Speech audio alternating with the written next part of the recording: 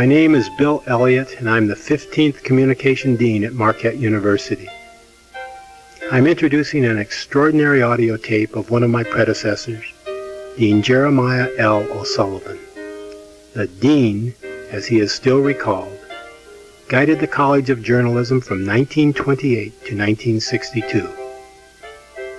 Dean O'Sullivan entered Marquette's one-year-old journalism program in 1911. A successful reporting career followed, and he returned to Marquette as a faculty member in 1924. He became dean in 1928. How he did it, I can't comprehend. But he remained dean until he retired in 1962, 34 years at the helm. Even though I never met Dean O'Sullivan, I know him very well. I know him from hundreds of conversations with his students, from listening to old audio recordings, and from working on the Jeremiah L. O'Sullivan Seminar and Conference Room project.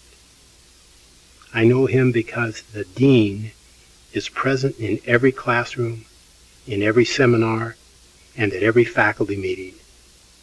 Jeremiah L. O'Sullivan is the spirit of this college.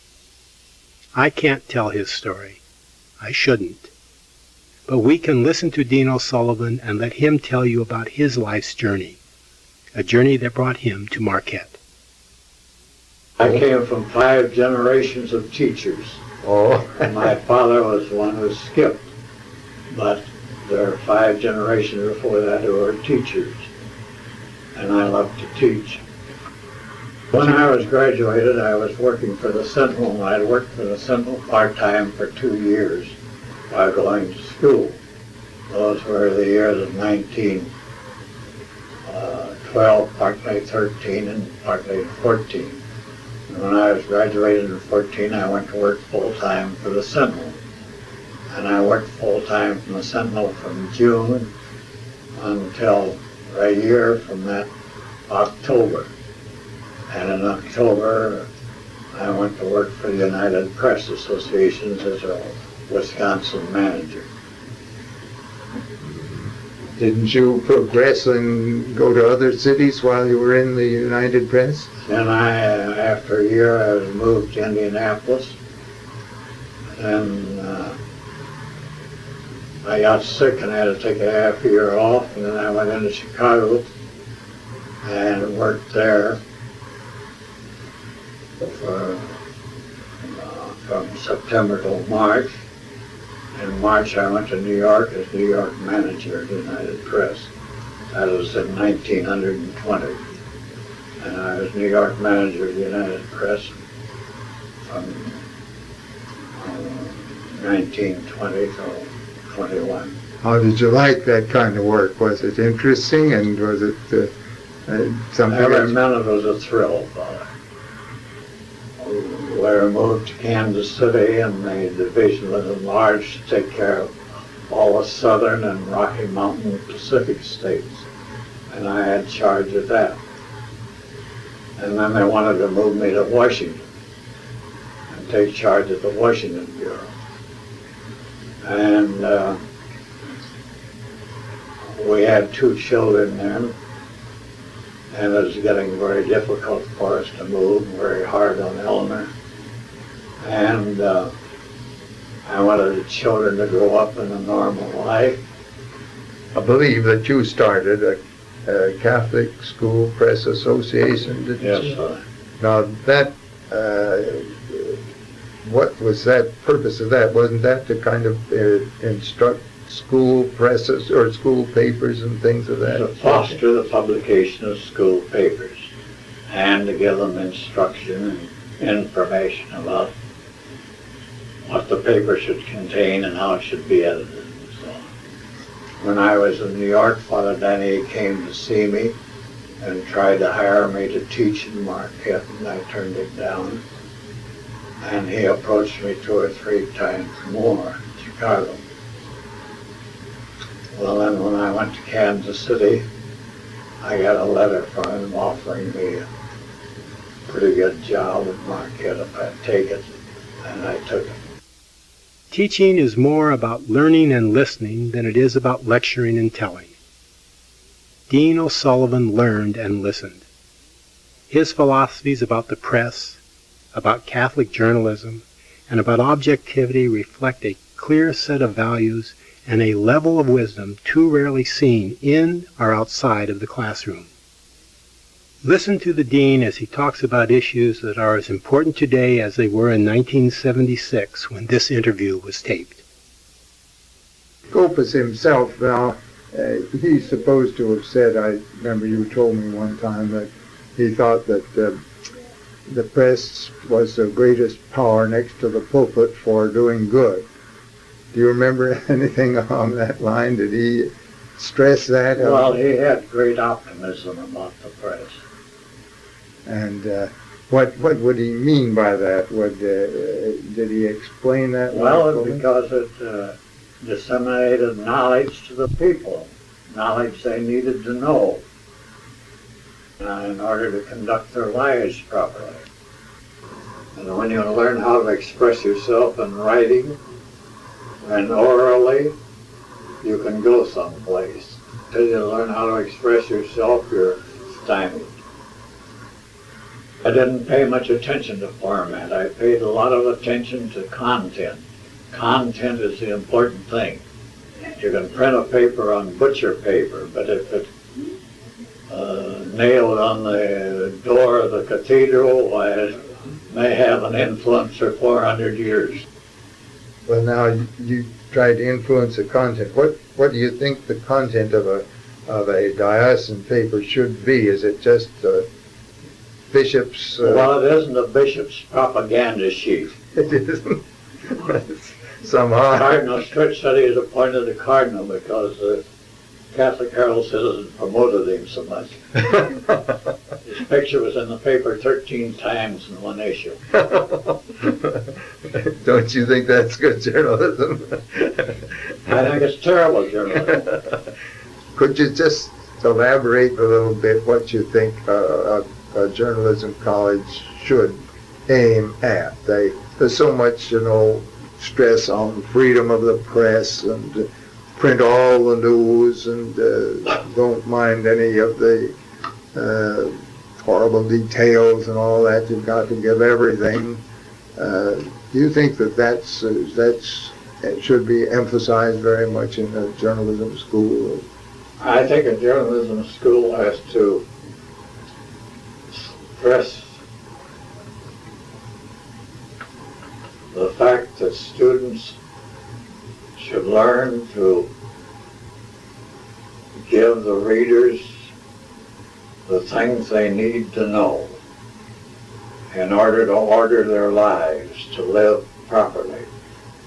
What to buy, what to sell, where to go, what to do. And I think that's the main thing. Could you say that to journalism, that it shouldn't just get the facts and print the facts, but they should interpret the facts and try and let people know what was behind these things? Well, he didn't like the word facts so well. He liked the word truth.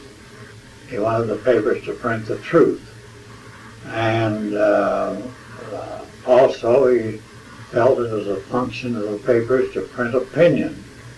And he thought the opinion should be kept separate from the facts, kept separate from the truth. And that the opinion should be on the editorial page. And the expression of opinion and the policy of the paper should be on the editorial page. One time Dean Olson was talking to a group of faculty advisors, high school faculty advisors at Northwestern University, and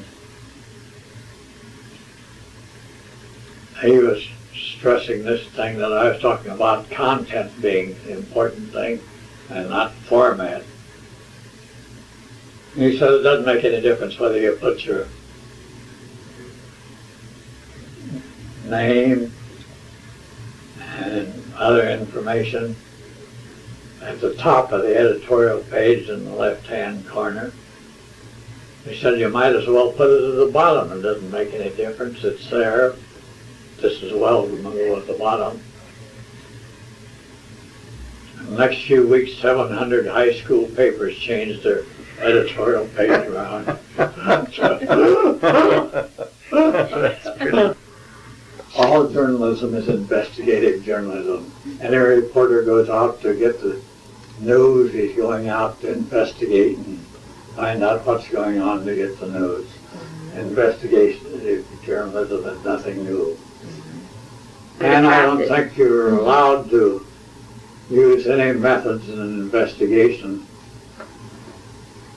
that you're not allowed to use otherwise, morally. I recall one time I was covering a coal strike and they had a meeting in Indianapolis, the Lincoln Hotel. And I went down and I was assigned to the room, and it was a room that was next to the convention. And you could hear everything that was said through the wall. And the reporters all gathered in my room, and we played cards and did everything else, and no one listened to see what happened. You're not allowed, it isn't right to eavesdrop or tap telephone lines or anything like that. Yeah. Well, that goes to that, back to that honesty of journalism, that they are not just to get facts, but get the truth of the thing that you have stressed in 2 or 3 of your Of course, many remarks. people say you can't get the truth because you don't know what the truth is. Well, you can get the truth that the people need to know. I can find out what you need to know, the truth that you need to know. I don't need to get the whole truth for you. I can tell the whole truth about a little girl going across the street and being hit by an automobile. I wouldn't know what was in her mind, or what caused her to go across the street, or what motivated her, or anything else. But I can tell you the truth that you need to know about her. Truth that's based on the objective evidence of what took place, and not a lot of psychic. Well, I don't like that word objective so well either, Father. You know. Because you're limiting yourself too much when you're saying you're objective. A bookkeeper can be objective. He can put down 2 times 2 is 4, and that's objective. But I start reporting something to you, and what I report to you is colored by many things. It may be colored by how I saw a thing, what I heard, and by a previous experience that I had had. 1,000 things may color. Dean O'Sullivan was a self-effacing man. He asked little for himself and shunned recognition and self-promotion. The only acknowledgement he ever wanted or would accept was the love of those who were so important to him, his students. But I've never had a minute's regret over coming back to Marquette or staying at Marquette as long as I did. Maybe I'd been better off if I'd quit 5 years earlier, but I don't regret staying. And Milwaukee, of all the cities I lived in, Chicago, Indianapolis, New York, Kansas City, Milwaukee was a town that I liked the best to live in. Why did you like Milwaukee the best? Because I love the people here, and I love the surroundings. It is a kind of a friendly city, I think. Well, I had lots of friends here, and lots of nice people. People were good to me, people that I loved. I love working with young people, and I had a tremendous rapport with young people. I think I've had 200 letters from former students. Many I haven't heard from in 25 years since I've been sick. And I've influenced the lives of many of them, they said.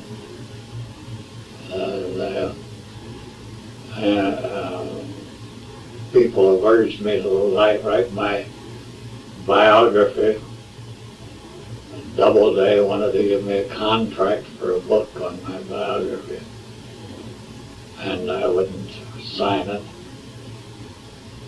I said that I wanted to live in the hearts and minds of my students, and that would suit me. Jeremiah L. O'Sullivan, the Dean, is not gone. We've listened to him talk, and we still learn. We can remember and imagine what it was to know him, to be with him. We can meet at a place, not a monument, where his students and our students will recall what he did. We can always hear, in our hearts, the laughter of Jeremiah L. O'Sullivan.